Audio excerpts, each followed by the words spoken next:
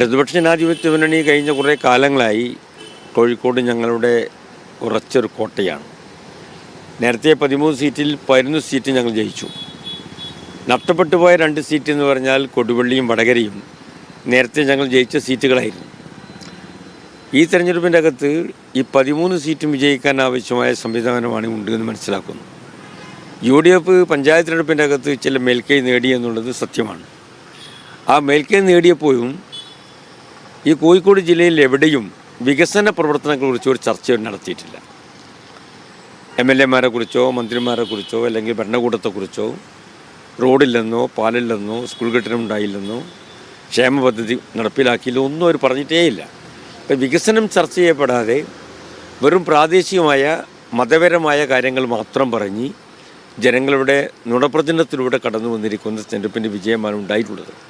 തീർച്ചയായും ഞങ്ങളുടെ വികസന ജാഥകൾ നടന്നുകൊണ്ടിരിക്കുമ്പോൾ തെറ്റിപ്പോയ അല്ലെങ്കിൽ ഒരു അബദ്ധം പറ്റിപ്പോയി എന്ന രൂപത്തിലാണ് ജനങ്ങളിപ്പോൾ അതിനെ കണ്ടുകൊണ്ടിരിക്കുന്നത്. ഇടതുപക്ഷ ജനാധിപത്യ മുന്നണി അധികാരത്തിൽ വീണ്ടും വന്നില്ലെങ്കിൽ ജനങ്ങളുടെ ജീവിതത്തിലെ ഏറ്റവും പ്രധാനപ്പെട്ട ക്ഷേമ പദ്ധതി, ക്ഷേമ പെൻഷൻ ഉൾപ്പെടെയുള്ള കാര്യങ്ങൾ നിന്നുപോകും എന്നവർ ഭയപ്പെടുകയാണ്. വികസനത്തിൻ്റെ വലിയ മുന്നേറ്റമുണ്ടായത് തുടർച്ചയായ ഒരു ഭരണമുള്ളത് കൊണ്ടാണ് എന്ന് ജനങ്ങൾ തിരിച്ചറിയുന്നു. അതുകൊണ്ട് വീണ്ടും 3ാം തവണയും ഇടതുപക്ഷ ജനാധിപത്യ മുന്നണി തന്നെ അധികാരത്തിൽ വരണമെന്ന് ജനങ്ങൾ ആഗ്രഹിക്കുകയാണ്.